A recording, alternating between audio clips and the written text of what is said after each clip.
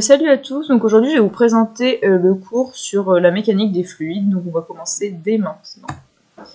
Alors, ce qu'il faut savoir, c'est qu'il y a deux types de fluides. Il y a les fluides parfaits, dont la viscosité est égale à 0, c'est-à-dire qu'il n'y a pas de frottement, et il y a les fluides réels, dont la viscosité est différente de 0, ça veut dire qu'il y a des frottements, et que du coup l'énergie va être dissipée sous forme de chaleur. Donc concernant les fluides réels, il y a deux types de fluides, il y a les newtoniens et les non newtoniens. Donc les newtoniens, c'est ceux qui sont indépendants du gradient de vitesse, c'est-à-dire que la viscosité est constante, comme dans le cas de l'eau et du plasma, et aussi il y a les non newtoniens où la viscosité n'est pas une constante, par exemple le sang. Vu que les newtoniens, ce sont ceux qui sont indépendants du gradient de vitesse, ça veut dire que les non newtoniens sont ceux qui sont dépendants du gradient de vitesse, et donc ça prend tout son sens dans l'exercice qu'on fait sur le sang, puisqu'à chaque fois on prend la vitesse en compte, donc c'est pour ça qu'on peut dire ça. Donc ensuite, donc la viscosité, c'est très important de savoir l'unité, donc c'est en poids-œil qui est aussi noté PL. Donc c'est très important de savoir la formule, donc c'est celle-ci. Donc la viscosité, elle dépend donc au numérateur de la contrainte de cisaillement, et au dénominateur c'est du taux de cisaillement. Donc attention, il ne faut pas confondre les deux, parce que sinon ça va confondre tous vos calculs, et il faut bien comprendre que la viscosité elle est proportionnelle à la contrainte de cisaillement, par contre elle est inversement proportionnelle au taux de cisaillement. Moi je voyais un peu le taux de cisaillement comme, c'est con, mais je voyais des petits ciseaux qui coupaient un peu tous les éléments qu'on peut avoir dans le sang. Du coup, si les éléments sont plus petits, ils vont plus vite. Du coup, je me disais que la viscosité, elle est moins importante. Et donc, c'est comme ça que je me rappelais de la relation de proportionnalité de cette formule. Donc, voilà pour ça. Donc, pour les fluides newtoniens, la viscosité est constante à une température donnée. Et donc, pour les fluides non newtoniens, la viscosité varie dans le sens du taux de cisaillement. Voilà pour ça. Donc lorsqu'il y a un écoulement rapide, du coup le taux de cisaillement il augmente, donc la viscosité il va diminuer. Et ça prend tout son sens dans les phénomènes de réofluidification. Et donc quand l'écoulement est lent, on a une diminution du taux de cisaillement. Donc si il y a moins de petits ciseaux qui coupent tous les éléments du sang, ça veut dire que ça va être, les cellules vont être plus grosses et tout ça, et donc ça va être plus visqueux, et donc ça va s'écouler moins vite. Voilà pour ça. Donc la viscosité sanguine dépend du taux de cisaillement et de la composition en macromolécules et cellules. En effet, plus il y a de cellules, plus évidemment la viscosité va être importante. Et donc, par exemple, si on a une polyglobulie liée par exemple à l'effort, quand on fait par exemple un marathon, on va avoir besoin d'énormément d'oxygène, donc donc les globules rouges elles vont travailler à balle, donc évidemment il y en aura plus, donc ça va apporter plus d'oxygène aux muscles pour pouvoir finir son marathon, et donc c'est pour ça qu'il va y avoir une augmentation de la viscosité sanguine. Voilà, donc le débit, c'est le volume de fluide qui traverse une section S par une unité de temps. Et attention, c'est différent de la vitesse. Donc cette formule elle est hyper importante, et tous les exercices que vous aurez sur ce chapitre est vraiment basé sur cette formule. Donc là c'est le débit avec la lettre Q égale à la surface fois la section fois la vitesse. Concernant la conservation du débit le long du vaisseau, ce qui est très important de comprendre, c'est qu'avec l'effet Venturi, on a une conservation du débit qui est vraiment présente tout le temps. Donc dans le cas d'une sténose, on va avoir une diminution de la section, et donc pour faire en sorte que le débit soit conservé, on va avoir la vitesse qui va augmenter. Et donc c'est la même chose, mais dans le cas inverse pour les anévrismes, où dans ce cas-là, on va avoir un gonflement du vaisseau, donc la section va être augmentée, du coup on va avoir une diminution de la vitesse pour faire en sorte que le débit soit conservé. Ensuite, ça va être le cas des ramifications, où comme je disais tout à l'heure, on a toujours une conservation du débit, avec le débit qui est en amont, donc au niveau du 1, qui est égal à la somme du débit de toutes les ramifications. Donc la vitesse est la même dans toutes les ramifications, peu importe leur diamètre. Donc ici, on a le débit en 1 qui va être égal à la somme de ces deux débits, et du coup la vitesse va être la même dans les deux, mais vu que la surface est différente, on va avoir deux débits différents, mais qui, lorsqu'on va faire la somme de ces deux débits, va être égal à au débit du 1. J'espère que c'est clair. Ensuite, on passe à l'équation de Bernoulli. Donc c'est pour les fluides parfaits uniquement. Ça, attention, c'est très important parce que dans l'exercice, ça peut être un piège qui peut être souvent utilisé. il va y avoir par exemple la question est-ce que l'équation de Bernoulli peut être utilisée dans ce cas de ce fluide, et si c'est un fluide non parfait, c'est pas possible. Donc voici l'équation de Bernoulli, et donc il y a une conservation de la charge énergétique du fluide, c'est pour ça que le résultat fait une constante. Donc ici on a la pression latérale, ici on a la pression de pesanteur, et ici on a la pression cinétique. Par exemple, d'un point 1 à un point 2 d'un vaisseau, on a toute cette formule-là.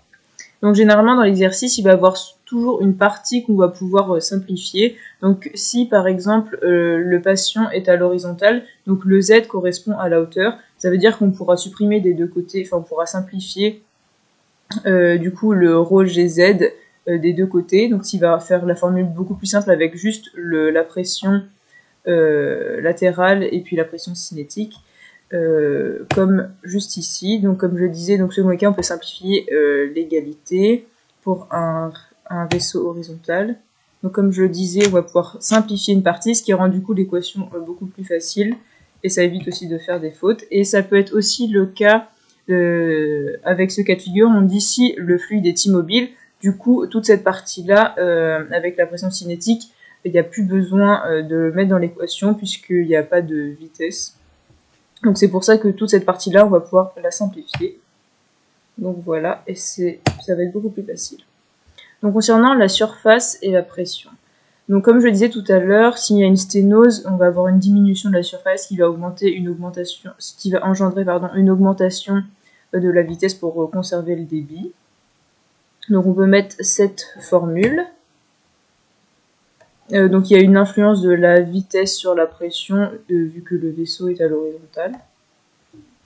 Donc si la vitesse en 1 est plus petite que la vitesse en 2 à cause de la sténose, parce qu'on a vu que, comme je viens de le dire, la vitesse va augmenter puisque la section va diminuer. Donc alors, pour que l'égalité reste vraie, il faut qu'on ait une pression en 1 qui soit supérieure à la pression en 2.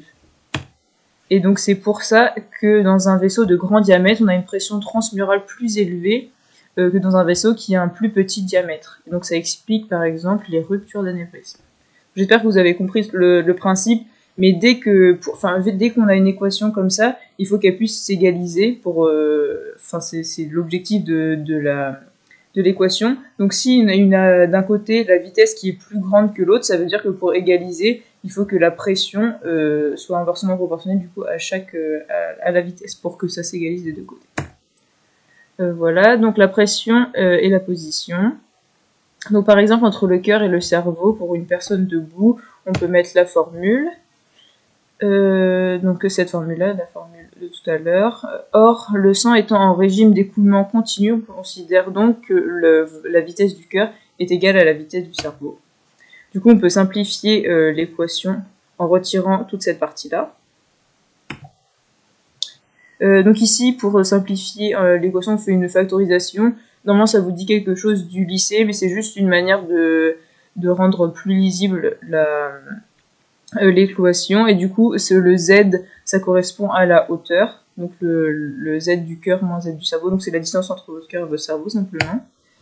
Et donc, ce qu'il faut comprendre, c'est que votre pression dans les pieds, elle va être toujours supérieure à la pression que vous avez aux différents paliers sur votre corps. Au niveau du cœur, du coup, vu que la pression tout le sang sort de votre cœur et est délivré dans tout votre corps, si ça va vers le bas à vos pieds, c'est là où la pression va être maximale. En revanche, la pression va être plus faible si ça va dans votre cerveau.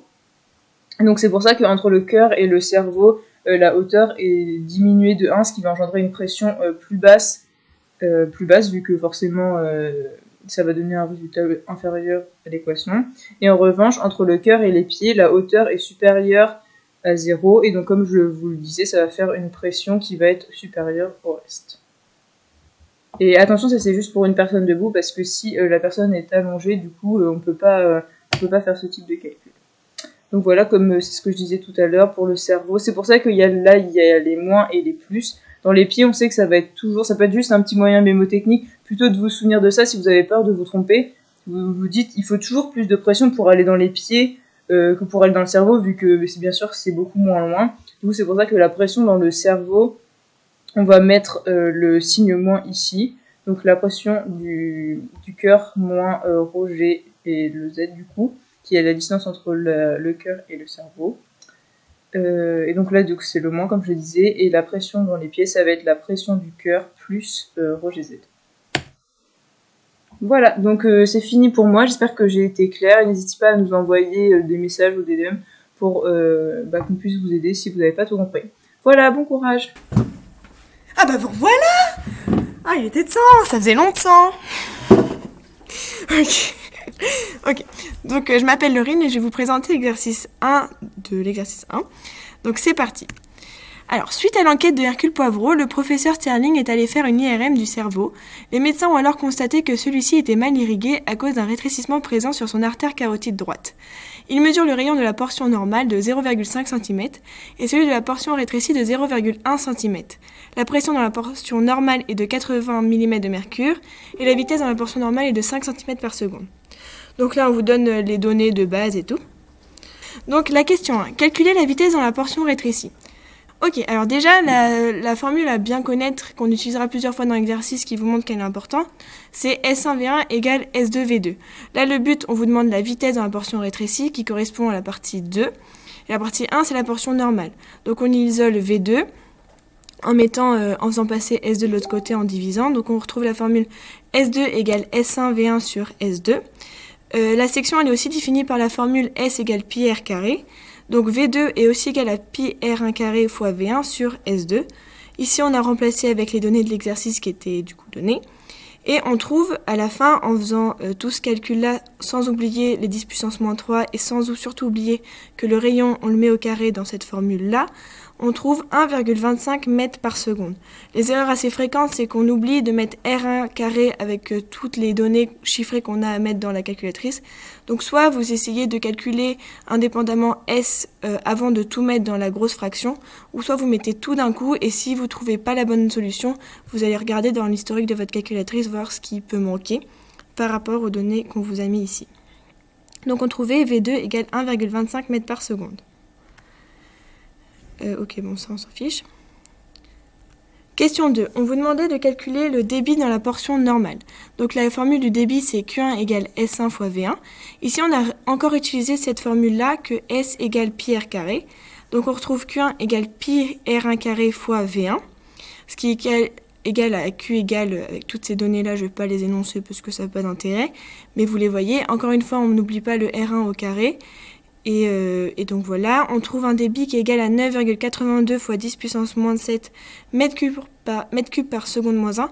Apprenez bien les unités du débit, des sections, de la vitesse, etc. Parce que si on vous fait des pièges en vous demandant ensuite l'unité du débit ou juste dans les résultats des QCM, si on fait des pièges là-dessus, c'est bête de perdre des points là-dessus alors qu'on a le bon calcul.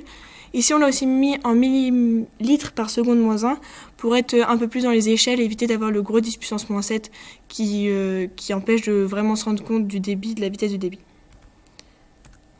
Ok, question 3. Calculer la pression dans le segment rétréci. Donc ici, on a utilisé l'équation de Bernoulli qui dit que P1 plus ρ GZ1 plus 1 demi ρ V1 carré égale P2 plus ρ GZ2 plus 1 demi ρ V carré. Ici, vous avez vu qu'on a barré tout de suite ρ G Z1 moins Z2. Pourquoi ? Parce que le sujet, il est allongé. Il est en train de faire une IRM. Donc, quand on est en IRM, on est allongé. Et en fait, Z1, c'est la hauteur. Et donc, Z1 égale à Z2 puisque l'individu est allongé. Ce qui fait qu'on a le même Z partout. Et si on fait Z1 moins Z2, sachant que ce sont les mêmes, on trouve 0. Et une multiplication par 0, c'est égal à 0. Ce qui permet de simplifier l'équation. Donc après, avec l'habitude, vous pouvez peut-être directement vous rendre compte que dès que c'est allongé, Z1, Z2 sont égaux, donc tout ça, ça dégage.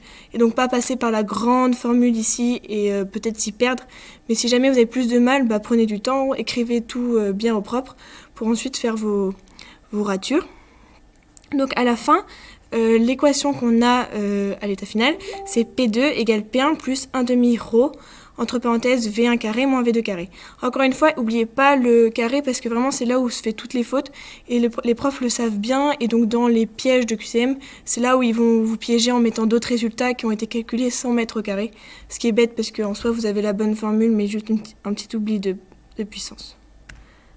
Alors ensuite, Ah voilà. Donc ici ensuite, le dernier truc auquel faire attention avant de vraiment passer au calcul, c'est de convertir la pression. Parce que la pression dans l'énoncé, elle était de 80 mm de mercure. Et il faut la mettre en pascal.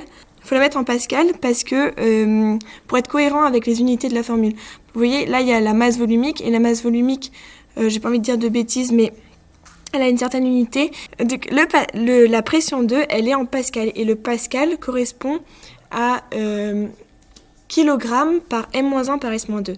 Et donc si on met en millimètres de mercure, on répond plus à la cohérence de toutes les unités avec la masse volumique qui elle aussi est en kilogrammes. Je ne veux pas vous dire de bêtises et je vais sûrement en dire si je le dis de tête, mais de toute façon c'est dans l'énoncé, donc vous aurez juste à regarder dans l'énoncé, moi je ne vais pas retourner en arrière. Mais voilà, donc c'est juste pour une idée de respecter les unités. Donc bien penser à mettre en pascal, et ensuite à la fin, quand vous avez votre résultat aussi en pascal, là il n'y a plus de souci de repasser en millimètres de mercure si dans l'énoncé il vous demande en millimètres de mercure. Mais pensez à ce petit truc là. Donc pour convertir en millimètres de mercure, vous faites un produit en croix, sachant que un ATM égale 1,013 fois 10 puissance 5, qu'on divise tout ça par 760, donc ça vous fait 80 fois 1,013 fois 10 puissance 5 divisé par 760. P1 est donc égal à 10 663,16 pascal. P2 est donc égal à P1 plus 1 demi rho V1 carré moins V2 carré, ça je l'ai déjà dit. Ici on remplace avec toutes les données. Donc voilà, pensez à alors bien respecter tout ça, toutes les unités. Et vous trouvez 9883,16 pascal qui est égal à 74 mm de mercure. Là, on passe à la question 4. On vous a pas mis le petit passage écrit, mais en gros, on disait que, je sais plus qui est la personne qui est dans le Hercule Poivreau, je crois, il se levait brusquement. Donc, ce qui veut dire que la seule donnée qui change par cette information, c'est le fait qu'il n'est plus allongé. Donc, Z1 moins Z2 ne sera plus égal à 0. Et donc, tout repose là-dessus. Sinon, vraiment, le principe et le raisonnement est le même. Donc, pareil, on réutilise Bernoulli, blablabla, je vous le redis pas. Et donc ici, on n'a pas à barrer Z1 moins Z2, puisque Z1 moins Z2 est désormais égal à moins 8 cm. C'est écrit dans la petite phrase qui est au-dessus, qui n'est pas notée, mais dans la phrase, du coup, ils indiquent qu'il s'est levé, la différence est de 8 cm. Merde. Donc voilà. Donc ici, vous n'avez plus qu'à changer, mais vraiment, c'est comme à la 3, juste en prenant ça en compte. Donc quand on change, bien toujours penser, là on a gardé l'élément converti en pascal, qu'on avait tout à l'heure fait, donc ça nous resserre. Et ici on voit qu'il y a quand même une différence de pression par rapport à quand il est allongé, parce que là on était à 9098,36 pascal, alors que tout à l'heure on était à 9883,16 pascal. Donc il y a quand même une différence, ce qui nous permet de s'en rendre compte par le calcul. Voilà, je suis passée un petit peu vite, mais si vous avez des questions, n'hésitez pas. Et vraiment pensez à revoir vos formules, les unités et les conversions, c'est le plus important. Sinon, ça sera toujours les mêmes mécanismes à utiliser. Voilà, bon courage, salut! Coucou, alors moi c'est Alan, et puis du coup on va faire la correction de l'exercice numéro 2 ensemble. Donc, l'exercice, lors de l'autopsie d'Aurélie, on lui trouve un réseau horizontal de 2,5 fois 10 puissance 6 capillaires identiques. La longueur d'un capillaire étant de 2 cm et de rayon 9 micromètres. Ok. À l'entrée de ce réseau, on a une pression artérielle, donc PA, de 100 mm de mercure, et à la sortie, une pression veineuse PV, différente de 0. On donne la viscosité du sang, G, la masse volumique du sang, et donc la conversion que 1 ATM c'est égal à 10 puissance 5 pascal. Donc là, on a 5 différentes questions, et donc on va y répondre ensemble. Voilà, petit gif, ça fait plaisir. Donc, rappelez à quel fluide s'applique la loi de Hagen-Poiseuille et la formule de la différence de pression, delta P. Donc la loi de Hagen-Poiseuille s'utilise pour les fluides réels avec une viscosité différente de 0. C'est ça la définition d'un fluide réel de toute manière. Donc il faut vraiment bien le retenir. Et avec une baisse de pression à l'écoulement laminaire. Et ensuite, on a la formule de la différence de pression, donc qui traduit la loi de Poiseuille, qui est delta P égale Q fois R, avec Q le débit et R la résistance. Question 2. Calculer le débit dans un capillaire et dans le réseau. Donc, on a tout d'abord les formules delta P égale Q fois R, donc ça veut dire que notre débit il peut être égal à la différence de pression sur notre résistance. Et on sait que la résistance a pour formule 8 état L sur pi R puissance 4. Donc, notre débit dans un capillaire, il est égal à notre delta P divisé par R, mais donc on va développer notre R, donc on va mettre 8 état L sur pi fois R puissance 4, et au final, du coup, si on développe cette formule, ça nous donne ça. On remplace par ce qu'on avait dans l'énoncé, donc 100 fois 133, pourquoi? C'est pour convertir les millimètres de mercure en pascal, fois 9 fois 10 puissance moins 6 puissance 4, parce que c'est le rayon, donc faut faire attention à pas oublier la petite puissance, et fois donc notre viscosité, et puis la longueur normalement de notre capillaire. Et donc tout ça, en fait, ça va nous donner 5,7 fois 10 puissance moins 13 mètres cubes par seconde. Et donc du coup, il ne faut pas oublier de mettre la différence de pression en pascal, donc c'est ce que je vous ai indiqué ici, le rayon en mètres et la longueur en mètres aussi. Et donc pour rappel, en fait, on a la différence de pression qui est égale à, donc c'est pression artérielle moins la pression veineuse, c'est environ égal à 100 mm de mercure, et comme je vous le disais tout à l'heure, on peut convertir des millimètres de mercure en pascal en les multipliant, donc c'est un petit errata, en les multipliant par 133. Donc calculer le débit dans un capillaire et dans le réseau. Alors, dans le réseau, du coup, on a Q réseau, ça va être le nombre de capillaires de notre réseau fois le débit d'un de nos capillaires. Ça va être la formule à retenir. Okay. Et donc, on a 2,5 fois 10 puissance 6 capillaires, et on a 5,7 fois 10 puissance moins 13 pour le débit. Donc ça nous donne un débit dans le réseau de 1,43 fois 10 puissance moins 6 mètres cubes par seconde toujours. Question 3. Calculer la vélocité dans un capillaire. Alors du coup, on a la formule, la vitesse du coup dans un capillaire qui est égale au débit divisé par la surface. Donc en gros, c'est la formule Q égale SV. Donc là, on isole le V, ça nous donne Q sur S. Donc on a notre débit qui est de 5,7 fois 10 puissance moins 13 dans un capillaire, divisé par la surface, donc c'est pi r carré. Donc c'est pour ça qu'on a pi fois 9 fois 10 puissance moins 6 au carré. Et donc ça nous donne 2,24 fois 10 puissance moins 3 mètres par seconde. Et donc pour rappel, la surface c'est bien pi r carré. Question 4. L'écoulement dans un capillaire est-il laminaire ou turbulent? Alors ça, c'est très important. Pour savoir si un écoulement est laminaire ou turbulent, on va s'intéresser au nombre de Reynolds. Ce nombre de Reynolds, du coup, en gros, il est égal à ρ VMD sur état. Avec D, c'est bien sûr le diamètre du tuyau, donc du capillaire qui nous intéresse, en mètres. Et donc, c'est ce que je viens de vous dire. Et en gros, si ce nombre de Reynolds il est inférieur à 2400, le régime sera laminaire, donc l'écoulement sera laminaire. Et s'il est supérieur à 2400, notre écoulement sera turbulent. Donc, on a juste à remplacer, encore une fois, les valeurs qu'on a dans l'énoncé. Et donc, on trouve un nombre de Reynolds qui est égal à 0,017. Donc, du coup, c'est bien inférieur à 2400. Donc, on a un écoulement laminaire. Question 5. Calculer la résistance à l'écoulement d'un capillaire et du réseau entier. La formule de la résistance à l'écoulement d'un capillaire peut se trouver de cette façon. Donc, du coup, en gros, puisqu'on a la différence de pression, du coup toujours pression artérielle moins pression veineuse qui est égale au débit fois la résistance est égale forcément à notre différence de pression sur Q. En gros, on isole notre R, du coup on divise par Q, et donc on a delta P sur Q. Ça nous donne notre résistance dans le capillaire. Encore une fois, on met bien ça en pascal, donc 100 fois 133, et on divise par le débit dans un capillaire. Et du coup, ça nous donne une résistance de 2,3 fois 10 puissance 16 kg par mètre moins 4 par seconde. Et du coup, la résistance à l'écoulement d'un capillaire et du réseau entier. Donc maintenant, on s'intéresse au réseau entier. Dans le réseau, du coup, on va faire la résistance d'un capillaire, celle qu'on vient de trouver, divisé par le nombre de capillaires qu'il y a dans le réseau, 2,5 fois 10 puissance 6. Et du coup, ça nous donne 9,2 fois 10 puissance 9 kg par mètre moins 4 par seconde. Et voilà, on a fini notre exo. J'espère que vous avez tout compris. Si ce n'est pas le cas, encore une fois, n'hésitez pas à contacter vos tuteurs. Ils seront là pour vous et ils sont là pour vous de toute façon. Donc voilà, je vous souhaite une bonne continuation et puis à bientôt. Salut!